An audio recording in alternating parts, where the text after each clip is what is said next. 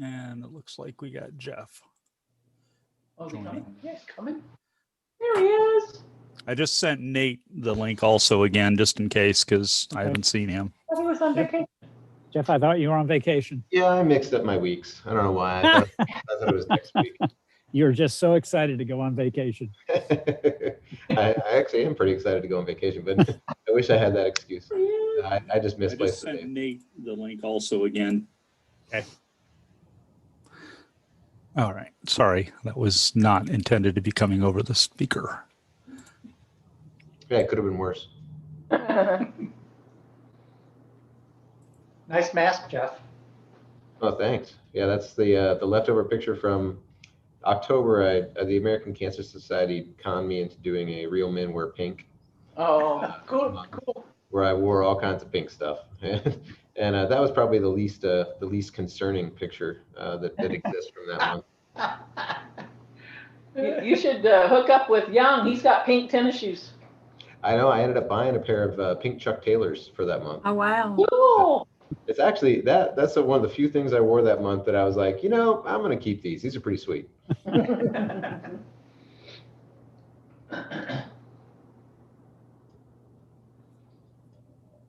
See him? Victor, have you heard from Nate, or I turned it on this afternoon because it got real hot. you're muted? It's cool. No, I have not. All right. I'm going to go ahead and call us to order. This is the March 8th, 2021 Arkansas Finance Committee meeting. Call to order. Howard Alsdorf. Jeff Honeycutt. Richard Burrows. Debbie Zupan, who's walking back in. Bonnie Caldwell. And Victor Craig. Thank you very much.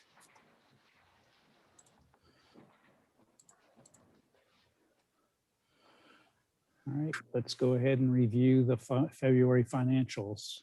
Bonnie, anything we need to be paying particular attention to? No, I think things are looking really good.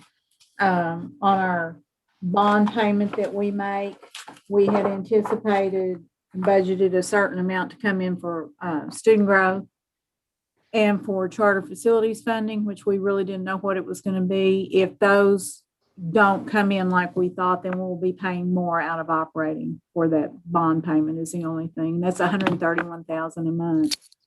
So we may have to kick in more out of operating if we don't get our anticipated numbers. I think we had a number we thought we were going to have for the student count, and it kind of went down. I think it's back up, isn't it, Debbie? Maybe at 1204 or something like that. That's what our count was in October, and that's the number they use for the year. For next year, we're at 1212. I think we have commitments for that parent commitments for 1212. Okay, good. So we might not get quite as much in student growth as we had anticipated at the beginning of the year, but we'll just pay that out of operating. But I think our operating balances look really good. And Rich, today I was working on outstanding checks. Some of them were from the 14-15 school year on up through last year. Yeah. And I investigated, and what I came up with is almost $34,000 that were duplicate checks that I could void out. Oh, good. So I found $33,973.94 today. All right, that's a very interesting method of fundraising, but and I also got your, or it came from Terry, but it was your recommendation that we ask for a reimbursement of our workforce amounts coming to $51,541.32 since we hadn't spent that out, and so we can put that back into operating. So normally you have they estimate, you do an estimate. And then if you don't spend that much for unemployment, then normally you would, I've never seen an amount that large. So normally you would just say, just take it off the next year and credit it. Yeah. Since that's 51,000 and they go by calendar year. So this is like a half of a COVID year anyway. I would recommend just getting it, and then if we do owe some, paying it in on a quarterly basis. I agree. So now we're up to 80,000. Yes, sir. All right. So yeah, I would Not recommend. bad for a day's work, right? No. So do you need me to do anything to make sure that that happens, or just No, say? if you'll just shoot me an email, and then, Okay. I don't know if Terry can request that or if I can, but we'll figure that out. Okay. So, Okay, so Bonnie, by the end of the year, we're still, based on the numbers you have right now, are we still projected to be at 508,000? that's what it was. Like I said, it may show up a little bit less if we do have to pay for some of the bond rent payment out of operating. Okay. And that, and on the charter facilities funding, we kind of had an estimate on that, but I'm not sure. It may be a little bit lower. So we'll just see. But it looks really good to me. All right. And we've nearly expended all of ESSER 1. Yes. What was the amount we were down to? Something like 4,000. About 11,000, I believe, wasn't it, Rich? Yeah, then and I think I already obligated about 7. Okay. So Okay. we're probably close to 4,000. Right. And the sooner we spend that, the sooner we'll get reimbursed for that as well. Yeah. So, And I think we just have to remind ourselves that there was the amount that we got this year. There's the 360,000 that we get for ESSER 2. And then, even though that's not really its name, ESSER 3 is the combination of both of those amounts. right. So even into 2022, we have increased revenue that we wouldn't normally have anticipated. Right. Yeah, so that's good. Also, the child nutrition shows a negative balance again, but we did receive 32,000 and change on March 2nd. So we're up, we actually have a positive balance of about $20,000, and I'm expecting an equal amount, at least 26,000 for this month. So Good. All right, Yeah. good. So Richard, going on, since we're in March, which means we have another 3 periods to go, are there any anticipated capital expenses that are going to be coming up in 2020 into the next school year? Into next school year. Yeah. So what we need to determine, and this is part of work that Bonnie and I are doing, but also both principals and I are having some conversations about the air conditioning needs for both the elementary and for the high school. For the high school, it's the Performing Arts Center itself. For the elementary school, it's to supply better air circulation for the actual individual classrooms. And so at this point, we're trying to decide whether or not capital improvements for that need to, which they can come out of ESSER 2, or if we're able to push that to the next ESSER level when we have more money and have a better plan in place. One of the things that happens here is that if you have a capital plan in order, then you cannot spend the ESSER money for it, meaning you've already obligated yourself through your operating budget for capital improvements, and you can't use the COVID for it. So I want to keep that flexibility in our hands before we move forward. Okay, good deal. I just wanted to make sure that we were thinking about that going into next year. Yeah. And also, just as a matter of continuing planning for improving the Performing Arts Center at the high school, I have a meeting with the designers, the builders, and the principals who renovated the high school to have a different conversation about how we might be able to upgrade that space for better use when we're back to full-time student engagement on campus. So that's just a planning period. We're still several years out from that. Okay, and would we try to find other sources of income for that? Oh, sure. Yeah, and I think the real reason for alternative resources is that if it really becomes something that is seen differently than a renovation, but really it becomes a thing unto itself that people would want to put their name to. So it's a matter of how we represent it as much as what do we want to do. So one of the conversations I've had with Heather and with her staff and with Aaron is really just a matter of, have we underthought the potential for the Performing Arts Center as a multi-use space as opposed to a traditional theater? So that's where we're working. Okay. Yeah. And then what about step increases going into next year? Are we covered there as well? Yes, I think we're probably pretty good. That because people don't stay as long at the academy as in other situations, we don't find ourselves at default in terms of step. Some people have been here for almost 18 years, and so they're at the top of their game. If in fact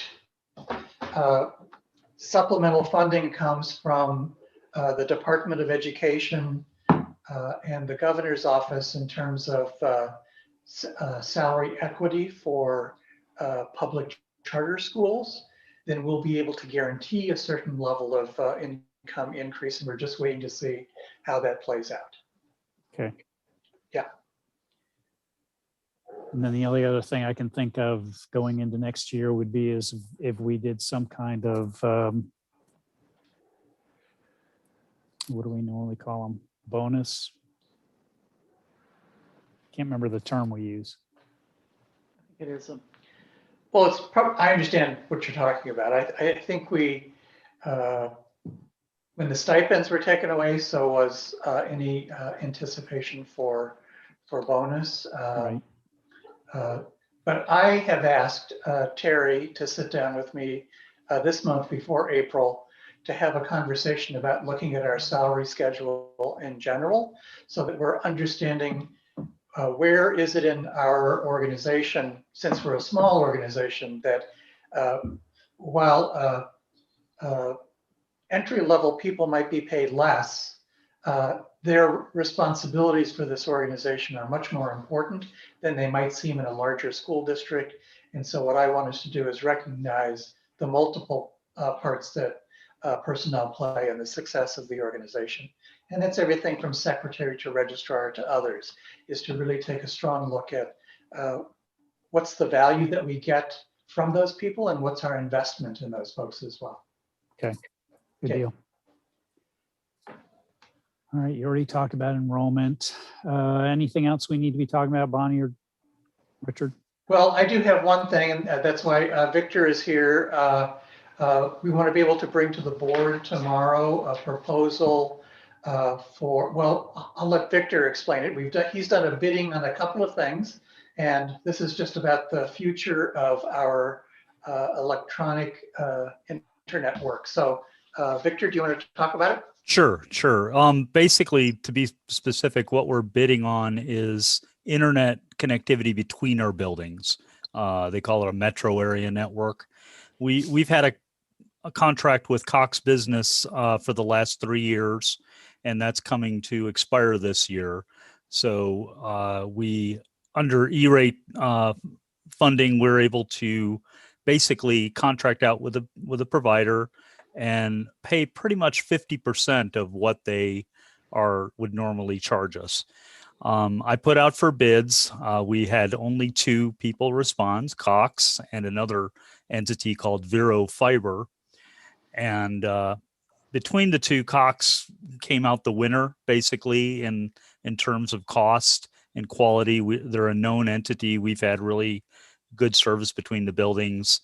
So Cox seems to be the right people to go to from the bidding comparison. The question that I wanted to bring to the board and the finance committee specifically is they offer a 3-year and a 5-year contract pricing. I wanted to see what the finance committee thought about going maybe with the 5-year. We do save some money, and I put together a matrix. I couldn't remember, Debbie, did we share that with finance committee and their? I did. Mhm. Okay. So it's a very colorful little slide. If you've looked at it, if you want, I can show it on the screen. Is it typically about 5%? Yeah, the difference in pricing between 3-year and comparing it to what we currently pay, if we go 3-year and go the increased amount of speed, because I also had them quote it flexibly so we can actually increase our speed. One of the things that plays into the decision was the state, who provides our internet service, is upgrading us pretty much now to 2 gigabits per second. We've had 200 megabits per second for a long time. So we're getting a very significant speed increase to the internet itself. So we've had between our buildings only 1 gig speed. So if we had 2 gig internet and 1 gig speed, we'd have a bottleneck. So I wanted to have them price it to give us the ability to increase our speed between the buildings to match the internet capacity.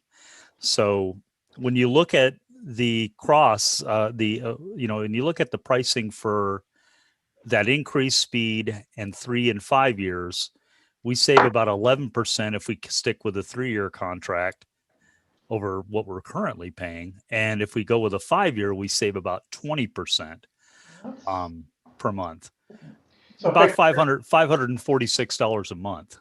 so Victor, nothing ever gets cheaper. Yeah, well, this is strange because it is. It actually is Actually, internet cheaper. connectivity works against that rule. It's as technology evolves, the prices go down. Yep. Right. So I So- guess what I'm suggesting is that the contract for 5 years is solid, which means that if their rate goes down, we're still going to be saddled with the rate that the contract puts forward. Good question. More than likely, I would think. That is a very good consideration. I did not investigate. Richard, what was your question again? Well, the question is, given that costs of these particular services, as they get more refined and better, go down. So if we lock ourselves into 5 years, that's at that rate, and we can't renegotiate that at that particular point, I assume. No, you would not be able to. They're going to hold you to that pretty firm. That's Yeah. right. So the question is the difference between 11, is it 11 and 20%? Yeah, it's 11% cheaper if we go 3 years right now, and it's 20% if we go for 5 years. I guess it's hard to be a betting man in this world of things. Yeah. The advantage of the 20% less is that we can anticipate it, right? And then we could just make a better deal after 5 years if we want to. Right. Yeah, it's up to the finance committee, really. I would say, Victor, if you can give us a proposal at the next board meeting, something that shows the existing cost, the increase in service, the 3-year agreement or a 5-year agreement, then we can discuss it as a board. Okay. That is something I put on tomorrow's board meeting, the sheet that, I shared with you here. I think what we're looking for is maybe something a little, not simpler, but just more summative. What do we pay now? What do we get for 3 years? And what would we pay for 5? And what's the increase in service? Is there, does this need to wait for the next month's board meeting, or can it be tomorrow? I mean, I know we don't have a lot of time, but if I can get this to get ready for tomorrow, the reason I ask is, we have some deadlines for E-rate filing on this that we really need to look at this board meeting if we can. I think you can put it on tomorrow's agenda. Yeah. Okay. Yeah. All right. So one question for you, Victor, is when we had the last outage in the area, it took out the elementary school, which I think took out our internet connection. Yeah. Does that do anything for this, or will the elementary school still be the primary? Yeah, this does not mitigate that because it's connectivity between the buildings. It's not internet connectivity coming in. basically our internet connectivity comes into the building, the elementary school, and then branches to admin and branches to high school. This does not mitigate that. This is just renegotiating that connectivity that we already have. So do we need, as we're going to start looking at this, do we need to look at solving that problem as well? I think we need to solve that problem. I think it's a weakness, but this isn't the piece that we'd look at to do that. This is Okay. just, again, it's the round robin between the buildings. Whereas that solving that would involve basically seeing if we can get multiple points of entry for internet and potentially power backup. Because our biggest you're speaking of the big long outage we had with the tornado. Right. Yeah, we have battery backup, but that gives us a few hours. We don't have any type of generator backup, and that's what would have been able to potentially keep us going. But again, it's not a trivial expense to put a backup generator on site. Understood. I think we started to look into it, and it needs to continue to look Very at. cost prohibitive. I mean, millions, wasn't it? Was it Yeah, like- depending on how big you go, I think there's options, but I think that's something that needs to be looked at, because again, if we have a major weather event, we are down. So, but this particular question doesn't play into it. It's not that this would need to be here no matter what, because we do get internet coming into one building. It needs to be able to go be connected to the other buildings. Okay, understood. And then my only other comment was I teach information systems at NWAC, and I have taught a class that talks specifically about a LAN, a WAN, and a MAN. And I said, I have never known of an instance of there being a MAN. So thank you. You have just solved that problem for me. Yep. And that's I guess it's Cox's terminology for the metro area network. I think it's under a orders thing. The man. All right. Anything else we need to discuss? I'm good. Jeff, anything from your standpoint? No, that's for me. All right. Bonnie and Debbie, we appreciate all the hard work that you're doing to keep us in Sure. line. And You're Victor, we thank you for getting us all together. Oh, you're welcome. And Richard, as always, keep steering that ship. You've Aye, got a great team. Yeah. Good. All right. Well, good deal. Appreciate it, everybody. Thanks. See you tomorrow. See you tomorrow. Bye. Bye-bye. Bye.